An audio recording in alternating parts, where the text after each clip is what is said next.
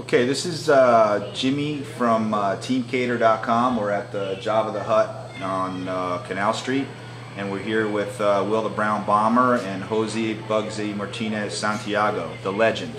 And Jose, I just like to find out a little bit more about what you're doing down here, and you know, how you're helping out the community and helping out people like Will here do their best in their their sport of choice. All right. Let me fix my name first. It's Jose Bugsy Martinez. That's it. No Santiago. Cool. But I met Will. When Will got out, what, a year and a half ago? No, you met me when I was DYS. Well, that was way before. Yeah, before he got out. Before he got out of being locked up. I knew Will in the DYS program. I worked for the DYS program, and I met What Will. is DYS? The Department of Youth Services. Oh yeah. Yep, here in Lawrence, Massachusetts. And I worked there. He was a clientele. I was a committed kid. I was a committed kid. And Committed to the program? You know, to the Department of Youth Services. I used to try to talk to Will, give him a little heads up here and there about life, how to take the right path. And Right. Starting out with the toe first. You don't want to go for the head. You got to start out with the toe, go slow, and And I've been there, done that in my life. I was a screwed up kid too. Yeah, okay. Grew up in the Hancock Projects in Lawrence, Mass. Wow. Seems to be pretty common thread down here. Well, at the times here, every year is not getting better; it's getting worse. Right. Okay. So Summer as it especially. gets worse, it becomes a part of the environment. It's Right. accustomed to what's here. So you get caught up in it easy if you're not strong or have willpower. Right. Right. And I got out of it. I struggled getting out of crime and into drugs and violence and all that stuff. Oh yeah, it's tough when you got the that's your structure of friends, and those are the people you hang with. Yeah. You're kind of on your own to try and do it or find new friends. Right. I know it's a tough move to make. Yes, it is. So how did you make that move? Willpower. Just Willpower? wanted to change, man. Just wanted to change, and So you just did it yourself. I did it mostly myself and a little bit of the Department of House Correction. Okay. They helped out, and while I was in there, I took a lot of counseling and AA meetings and AA, Alcohol Anonymous. Alcohol's Anonymous, And what's the Narcotics other one? Anonymous. Narcotics Anonymous. A little bit of church, a little bit of everything Okay, that okay. gave me Some discipline. And discipline. Discipline and how to handle myself out here. Okay, cool. So I never did that before, so this time I finally said, let me do something positive with myself. Okay, so cool. anyways, came out, did the right thing, and got an opportunity to work with the Department of Youth Services in Lawrence, Mass, which is the DYS program, and I met Will there, and I talked to him when I could about life and told him how to change and not to fall into the traps.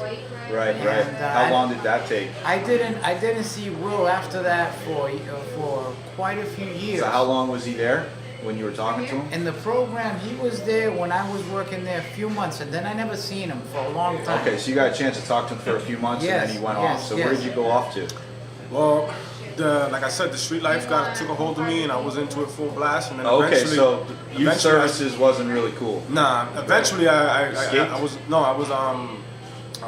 incarcerated in a juvenile home. Okay. And then what age? I started going into DYS when I was I say 13, 14. Okay. I got committed to I was 18, and then I got recommitted till I was 21. Okay. So you got an extension? Yeah. Wow. It's kind of like, staying in a nice hotel, you get a little extension, you can stay the weekend. Something like that. So a little more worse. Okay. So then when did you guys meet again? Wow, how many years later? Wow, it must have been a good, it must have been a good, I say between 7 and 9 years. Okay. 7 and 9 years. And he has Wilfredo had a friend, he still has a friend named Manolo. And when I was coaching kids on Merrimack Street, a boxing gym I helped open up here in Lawrence. Okay. And Manolo brought Wilfredo to me and said, listen, this kid got some talent. He got natural abilities. Okay. And I said, yeah, I've heard that before. Let me see. I didn't remember him right away. Right, As right. time went on, I started to look at his face real good, and I realized it was him. He was just a man now. Now he's not a little juvenile kid with a big afro like he used to have. And he had a bald head like he has now, but he didn't have that afro, so it took me a little bit to figure him out. Bigger size, healthier, stronger. And ever since then, it's been a year and a half. I have Wilfredo training under me. And Great. So how's that working out for you? It's working great.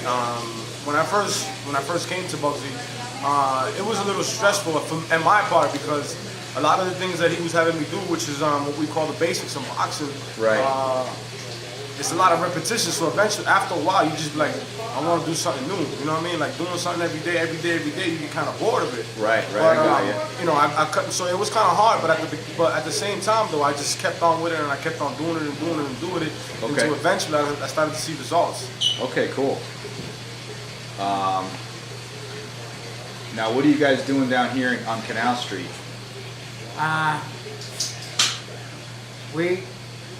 We got a gym here on 599 Canal Street, and we opened it up, and we're trying to not only train Wilfredo now for MMA, but we're also trying to give other kids a chance in this gym to stay off the streets. Lawrence has become very violent lately, and we're trying to keep kids off the streets, first of all, and at the same time give the message to stop the violence to other kids. Right, okay. How's that working out for you guys? It's a slow process. Yeah. Not everybody changes right away or wants change when they're accustomed to a certain way.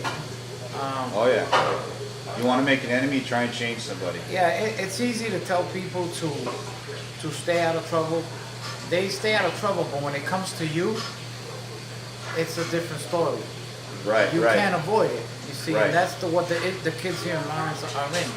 You can tell them, listen, nobody will get in trouble, or you won't have problems if you don't go around it. Well, in Lawrence, it comes around you. Right.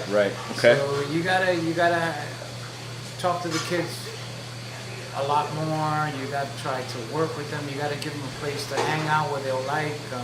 Make it fun. That's cool. You know,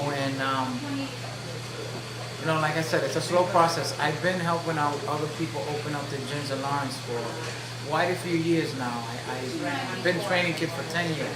Wow. And so how many kids do you think you actually got off the street? Honestly, I wished I got all of them off the street. I can't say I did because it'll be a lie, but many kids have stayed. If I started, let's say, if I worked with 100 kids, I'll say 20 to 25 are still in the gyms. Oh wow! So 25%, that's pretty good. Yeah, and is that? I mean, that's enough for you to keep going. Not really. I would like more. Hopefully, this video will help that. Hey, to get tickets to my next fight, January 28th, head to my website, DawnlandNH.com. Brown as in the color, Bomber as in the Joe Louis, the infamous Joe Louis. Brown Bomber MMA.